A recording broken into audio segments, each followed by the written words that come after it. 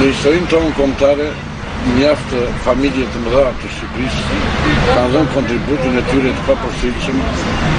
të cilët, sidomos në shekullt e fundit, i dhanë frymë lirisë dhe pavarësisë kombëtare të tjerë. Në këtë kuptim, familja Cakrani, duke përfshirë Veizin, Karamanin dhe pasardhësit e tyre, Bektash Cakrani, Hayreddin Cakrani, përbëjnë një kulturë të madhe historike, por dhe një shëmbëtyr e cila rrezaton në ardhën tonë edhe sot. Sigurisht, figura të tilla në përkohrat e trazura të jetës shqiptare kaluan fatin e tyre dramatik. Por në këtë rast, firmëtari i shpalljes së pavarësisë, Hayreddin Bey Cakrani dhe pastaj Bektash Bey Cakrani ka dhënë një kontribut të vyer e cila bën pjesë në historinë tonë kombëtare. Nuk mund të ketë histori të Shqipërisë pa patur familje të tilla të mëdha, pa patur njerëz të tillë të mëdhenj idealistë,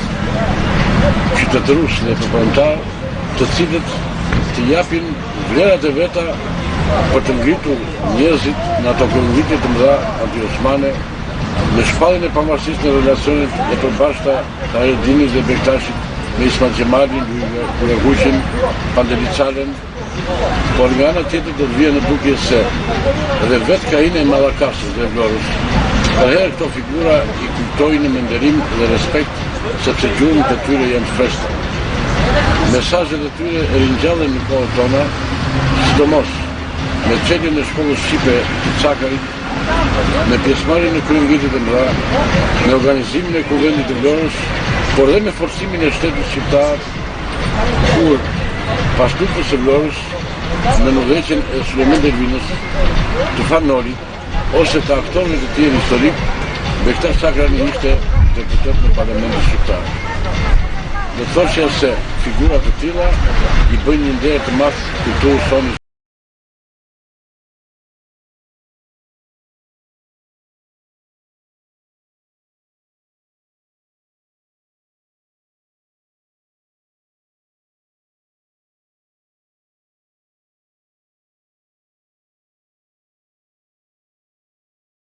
Është shkuar në periudha të ndryshme, por në mënyrë të veçantë, në Kongresin e Lushës si delegat i Mallakasës, Bektash Cakrani është nga njerëzit që ka sotëruar me propozimet, me fjalën e tij, me aktivitetin e tij në këtë kongres, i cili ishte një nga ngjarjet më të rëndësishme të historisë së Shqipërisë, sepse evitonte coptimin e Shqipërisë nga shovenët fqinj. Petrit Velaj jo vetëm me rastin e krijimit të këtij dokumentari, por edhe më parë ka meritën e veçantë se ka dhënë mendime me peshë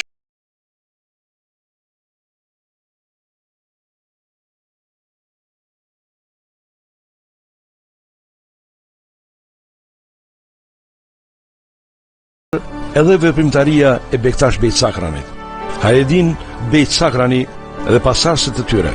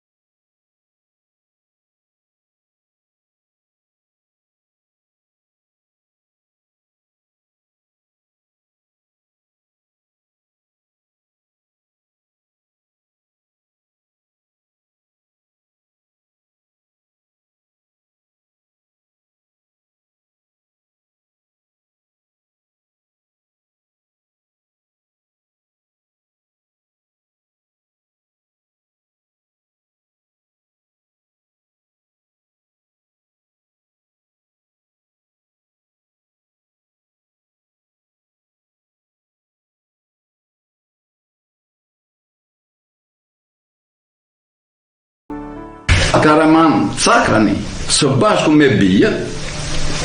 krijuan atë shtabin për çeljen e shkollës së parë shqipe në Cakran, gjë që do të plotësonte një nga posllëjet dhe kërkesat më imediate të ideologjisë së rilinjes kombëtare. Ai ndërkaq jep edhe një mesazh për pasardhësit e familjes së madhe të Bejlerëve të Sakranit e të Bektash Sakranit në veçanti.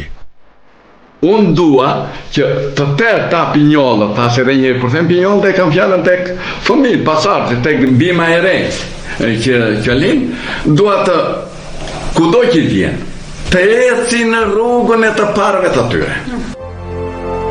Dhe ja si përgjigjet këtij mesazhi, dhe ç'thot nipi Bektash Sakranit, dhe stërnipi i Kahraman Beut, kujtim Sakrani. Unë do të përshëndrohem tek ata të cilët munduan duke vrarë fizikisht Bektashin dhe duke persekutuar familjen tonë, mendon se do ta zhduknin. Por historia nuk zhduket me një të lapsit, sepse e vërteta vonon, por nuk harron. Kështu që duhet i falenderoj të gjithë për punën e madhe që kanë bërë, që kanë nxjerrë nga archivat e shtetit të gjitha këto dokumenta, të cilët vërtetojnë që familja Sakrani dhe Bektash Sakrani kanë qenë një nga figurat më spikatora të kombit. Por duhet të përmend dy fakte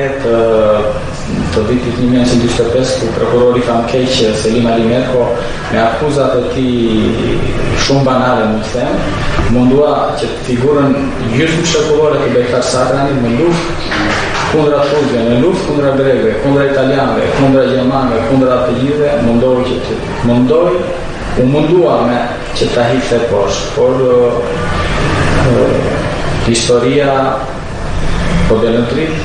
Bektash Sakrani do marrë vendin, edhe familja jonë do marrë vendin e durë në histori. Unë dua të citoj një gazetë të emigracionit ku thotë, nuk ka histori të Shqipërisë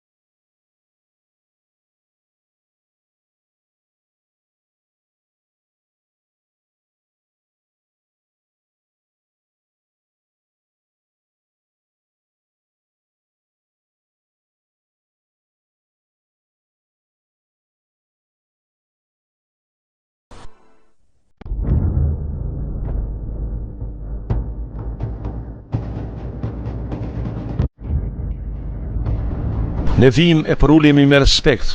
me njohje e nderim të thellë. Ja këtu, në qafë të Kashit, në Ballësh,